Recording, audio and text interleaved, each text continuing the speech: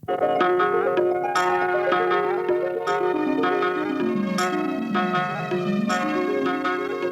रे भैया सुन रे बहना ला ला ला ला ला ला ला। धरती गगन सारा चमन सारा जहां है प्यारा। रखो जहां अपने कदम फैले वहां उजाला। धरती गगन सारा चमन सारा जहां है प्यारा। रखो जहां अपने कदम फैले वहां उजाला। नई दिशा नया विश्वास सपनों की राह सजाए। देखोगे जब मुट्ठी में अपनी लक्ष्य होगा तुम्हारा। ऐसा है प्यारा प्रोग्राम। उजाला उजाला उजाला उजाला उजाला उजाला उजाला उजाला। उजाला सुनने वाले सभी श्रोताओं को रोशन का प्यार भरा अभिनंदन। आइए सुनते हैं नाटक बुढ़ापे की लाठी। लेखक हैं श्री S.M. सलीम और कलाकार हैं प्रभाकर मोरे, उषा उदय चोरघड़े, विंसेंट विक्टर, प्रियंका व्यास, कोमल मोटवानी, प्रिया केसवानी। इस नाटक के निर्देशक हैं विंसेंट विक्टर और तकनीकी सहायक हैं P.V. कुरियन।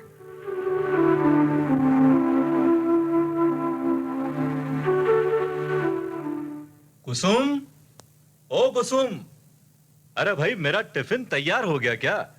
भाई देर हो रही है, देर से जाऊंगा तो मिल का गेट बंद हो जाएगा। आती हूँ बाबा। इतना शोर क्यों मचाते हो? रानू ने आपका टिफिन कभी से तैयार कर दिया है। ये लीजिए। जरा सुनिए जी। सुनाइए जी, बस सुनाते ही रहिए। हम तो इस दुनिया में तुम्हारी सुनने के लिए ही आए हैं। आप सुनाते रहिए और हम हुक्म के गुलाम की तरह सुनते ही रहेंगे। अरे हटो भी, तुम्हें मजाक सूझ रहा है। मैं गंभीर बात करना चाहती हूँ। अब जल्दी से भी कह डालो, मुझे देर हो रही है। आज शाम को घर जरा जल्दी आ जाना, डॉक्टर साहब के पास चलना है। हाँ भाई हाँ, जानता हूँ। और टाइम जो करना पड़ता है ना, इसलिए देर हो जाती है। फिर भी कोशिश करूंगा जल्दी आने की। ये ओवर टाइम अब बंद भी करो। अपनी सेहत का भी कुछ ख्याल कर लिया करो। अरे देवी जी, सेहत का क्या है, वो तो बनती बिगड़ती रहती है। बस इस बार मुझे एक बेटा दे दो, मेरी सेहत तो अपने आप ठीक हो जाएगी। आखिर बेटा बुढ़ापे की लाठी जो बनेगा, हम दोनों को सहारा देगा। हाँ, ईश्वर ने चाहा तो इस बार लड़का ही होगा। इसीलिए तो कह रही हूँ शाम को जल्दी आ जाना। ठीक है भाई, ठीक है, मैं जल्दी ही आ जाऊंगा। मगर तुम अपना ख्याल रखना, ज्यादा काम मत करना। और हाँ, भारी वजन बिल्कुल मत उठाना, समझी? अरे अब जाओ भी, मुझे अपना ख्याल रखना आता है, समझे? अपनी सेहत का तो ख्याल रख नहीं सकते, मुझे चले हैं समझाने। अपनी सेहत का ख्याल रखना।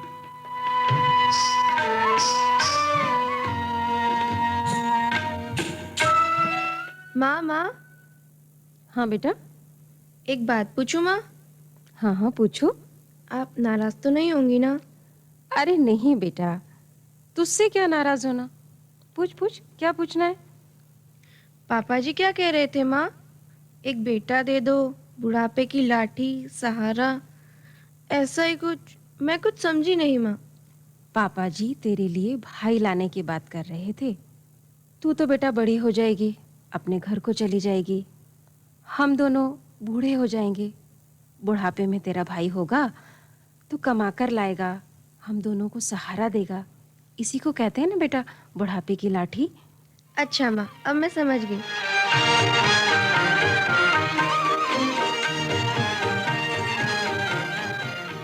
डॉक्टर साहब, नमस्ते डॉक्टर साहब। नमस्ते नमस्ते। कहिए राम प्रकाश जी, कैसे हो? ठीक है डॉक्टर साहब। डॉक्टर साहब, मैं सुबह कुसुम को भर्ती करवा गया था। कैसी है कुसुम? हाँ हाँ, तुम खुद ही जाकर देख लो, जच्चा बच्चा दोनों ही स्वस्थ हैं। जाओ जाओ। हाँ डॉक्टर साहब, मैं पूछ रहा था कि तुम खुद ही जाकर क्यों नहीं देख लेते? जाइए जाइए राम प्रकाश जी, जाइए। ठीक है डॉक्टर साहब, मैं चला जाता हूँ। ये रहा कुसुम का वार्ड, और हाँ, ये रही कुसुम। कुसुम, कुसुम देखो, आज मैं वक्त से पहले आ गया हूँ। लाओ लाओ, मेरे बेटे को तो दिखाओ। कैसा है मेरा प्यारा बेटा, मेरा सहारा, मेरे बुढ़ापे की लाठी। ये लीजिए। भगवान ने इस बार भी हमारी नहीं सुनी जी। तो क्या फिर लड़की हुई?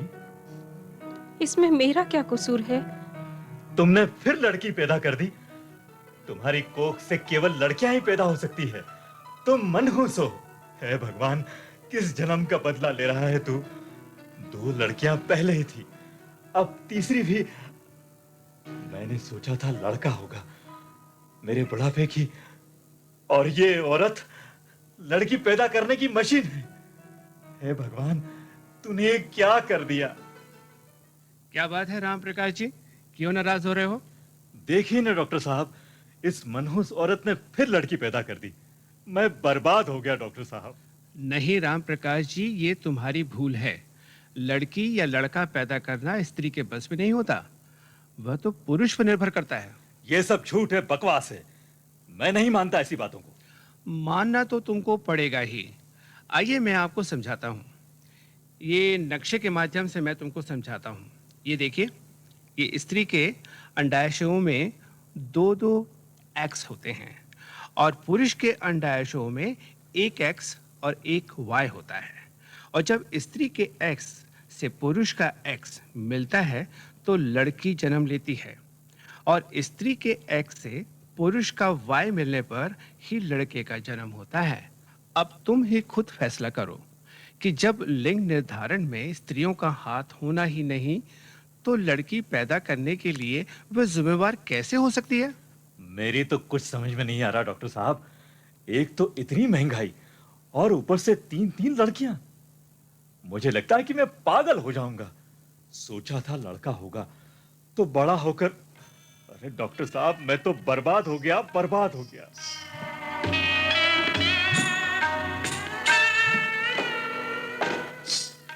माँ, मास्टर जी कह रहे थे कि 2 महीने से स्कूल की फीस जमा नहीं हुई है।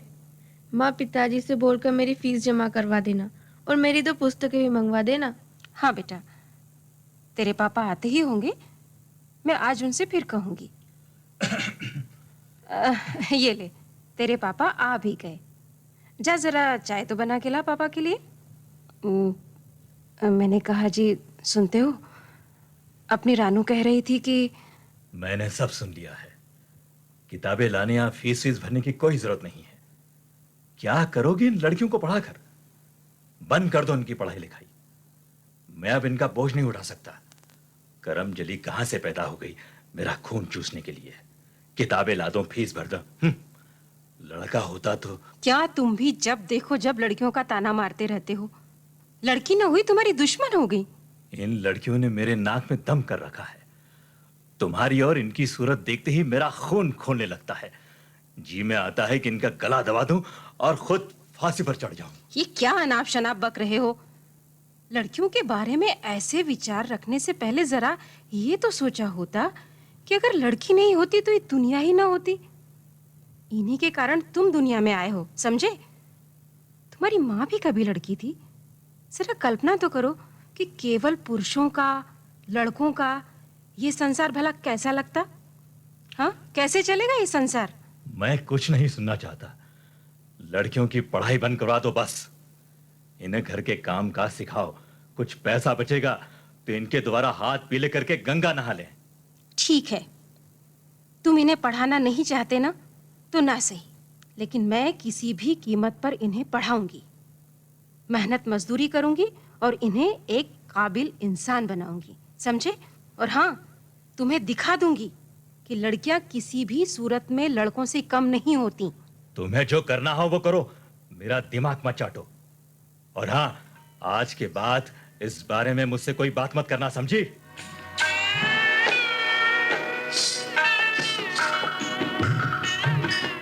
इसके बाद क्या होता है, सुनिए इस संदेश की बात।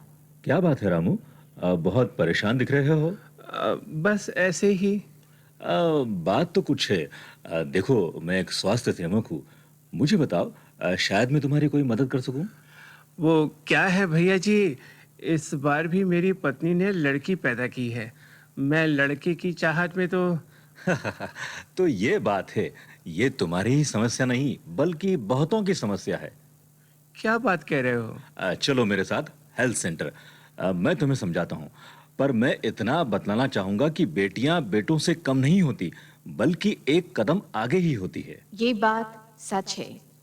बेटा हो या बेटी, दोनों एक समान हैं। दोनों को एक दृष्टि से देखिए। दोनों का एक समान अधिकार है। मेरी रानू बिटिया क्या कर रही है? तो अभी तक किताबों में उलझी है। अब बस करो बेटा, रात बहुत हो चुकी है। बाकी पढ़ाई सुबह कर लेना। नहीं माँ, ये आपकी और मेरी इज्जत का सवाल है। तुम्हारी पढ़ाई तो खत्म हो चुकी है रानू, अभी रात रात भर पढ़ती क्या रहती हो? मुझे बड़ा ऑफिसर बनना है माँ, मेहनत तो करना पड़ेगी। नौकरी के लिए कितनी परीक्षा, कितने इंटरव्यू तो दे चुकी हो, और कितने। जब तक अच्छी नौकरी नहीं मिल जाती माँ, तुमने रात दिन हमारे लिए मजदूरी की है ना। तुमने हमसे बहुत उम्मीदें बांध रखी हैं, कई सपने देखे हैं ना माँ आपने। उन सपनों को पूरा करने का अब समय आ गया है माँ। अरे मर गया रे। अरे कोई है? एक गिलास पानी लाना। माँ, पिताजी को क्या हुआ माँ? कुछ नहीं, बस यूं ही थोड़ा सा बुखार है बेटा। नहीं माँ, बात कुछ और है, तुम बताना नहीं चाहती। मैं देख रही हूँ पिताजी कई दिनों से काम पर भी नहीं जा रहे हैं, हमसे तो बात भी नहीं करते। मैं उनसे कुछ पूछूं तो कैसे? माँ बताओ ना, क्या हुआ पिताजी को? हाँ माँ, बताओ ना, आप हमसे कुछ छिपा रही हो। माँ बताओ ना, क्या बात है? तुम्हें क्या बताऊं मेरी बच्चियों, तुम्हारे पिताजी को नौकरी से निकाल दिया है।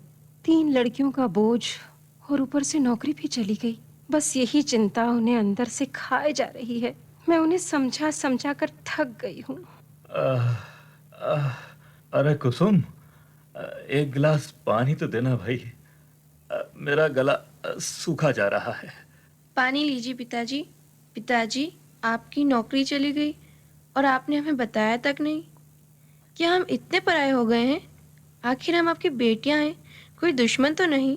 यही तो रोना है कि तुम बेटियां हो। मैं तुम लोगों से कोई बात नहीं करना चाहता। तुम्हारे कारण ही मेरी ये हालत हुई है। तुम पैदा होते ही मर क्यों नहीं गई? अरे ये क्या अनाप शनाप बके जा रहे हो? अब चुप ही करो, तुम्हारी तबीयत तो वैसे ही ठीक नहीं है। ईश्वर ना करे कुछ उल्टा सिल्टा हो गया तो। नहीं माँ नहीं, इसमें पिताजी का कोई दोष नहीं। हमारा समाज ही ऐसा है, जहाँ लड़कों की पैदाइश पर खुशियाँ मनाई जाती हैं, उनकी परवरिश भी अच्छी तरह की जाती है। भले ही लड़का बड़ा होकर निकम्मा, नाकारा, आवारा और बच्चलन निकले, नौकरी लगने और शादी के बाद माँ बाप को अकेला छोड़ दे। धर्म के ठेकेदारों ने हमेशा ही लड़कियों को कमजोर बताने की कोशिश की है। दीदी, ये आप क्या कह रही हैं? मैं ठीक कह रही हूँ बबली, हमारे पिताजी भी इसी समाज में हैं। जब तक सामाजिक परिवर्तन नहीं होगा, सामाजिक सोच में बदलाव नहीं आएगा, तब तक पिताजी जैसे कितने ही पुरुषों के सोचने का ढंग ऐसा ही रहेगा। तुम बहुत बोलने लगी हो रानू। चलो जाओ, रात बहुत हो चुकी है। चलो सो जाओ जाके। रात कहाँ है माँ? रात तो अब बीत चुकी है। अब तो सूर्योदय का समय आ गया है। हम तीनों बहनें मिलकर पिताजी की देखभाल करेंगी। जब तक कोई स्थायी नौकरी नहीं मिल जाती, मैं पार्ट टाइम नौकरी की तलाश करती हूँ। पिताजी, आप चिंता न करें, मैं इस घर की देखभाल करूँगी। आप हमें लड़कों से कम क्यों समझते हैं? ऐसा कौन सा काम है जो लड़के कर सकते हैं और हम नहीं? आप मुझे आशीर्वाद दीजिए पिताजी कि मैं अपने मिशन में सफलता प्राप्त कर सकूं। लड़कियां नौकरी करने नहीं जाती हैं। शादी ब्याह करने के बाद घर संभालती है, चौका चूल्हा करती है। आप कुछ भी कहे पिताजी, दीदी ठीक ही कह रही हैं। आखिर माँ ने हमें इतना पढ़ाया लिखाया है, रात दिन मेहनत की है हमारे लिए, तो क्या हमारा कोई फर्ज नहीं बनता? मैं भी इस बात से सहमत हूँ। हाँ हाँ ठीक है, अब पापा को आराम करने दो। चलो चलो जाओ तुम लोग, और आप सो जाइए जी अब।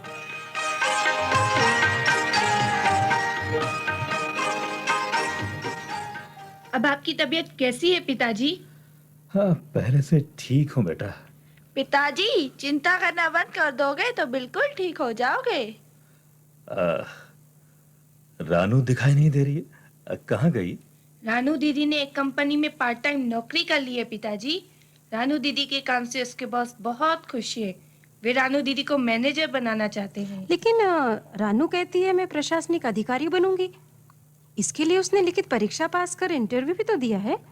ये क्या कह रही कुसुम? इतना कुछ हो गया और मुझे खबर तक नहीं। तुमने मुझे बताया क्यों नहीं कि रानू... मैं क्या बताती, लड़कियों को तो तुम अपना जानी दुश्मन समझते हो, उनसे ठीक ढंग से बात भी नहीं करते, बात बात पर ताना मारते हो। फिर रानू ने ही मना कर दिया था आपसे कुछ भी बताने के लिए। कौन है? पोस्टमैन। मैं देखती हूँ माँ। माँ पत्र आया है। पढ़ के तो बता, कहाँ से आया है? क्या लिखा क्या है? माँ पिताजी रानू दीदी की नौकरी लग गई है। माँ दीदी डिप्टी कलेक्टर बन गई है। पिंकी अरे कहाँ है तू? देख तो सही, दीदी डिप्टी कलेक्टर बन गई है। कुसुम, क्या रानू रानू डिप्टी कलेक्टर बन गई? हाँ, मुझे तो विश्वास ही नहीं हो रहा है। जरा दिखा तो। अरे हाँ हाँ, ये तो सचमुच बबली ठीक कहती है। हमारी रानू बिटिया डिप्टी कलेक्टर बन गई है। हे भगवान, मुझे विश्वास क्यों नहीं हो रहा है। रानू बिटिया, रानू बेटे, कुसुम, कुसुम, ये सब तुम्हारी मेहनत का ही फल है। अगर तुम...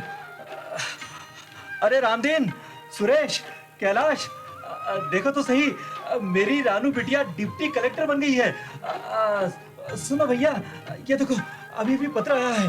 हाँ, रानू डिप्टी कलेक्टर बन गई है। देखो टंटिया, तू भी देखो। ये देखो, मैं तो धन्य हो गया रे, धन्य हो गया। रानू ने मेरा नाम पूरा कस्बे में रोशन कर दिया। देख भैया जलाउद्दीन, तू भी देख। मेरी बेटी नहीं, मेरा बेटा है वो। मैं कितना गलत था। ये मेरे बुढ़ापे की 3 लाठियां हैं। हे भगवान, मुझे माफ कर देना। मैं कितना गलत था। कुसुम, कुसुम, तुम ठीक ही कहती थी।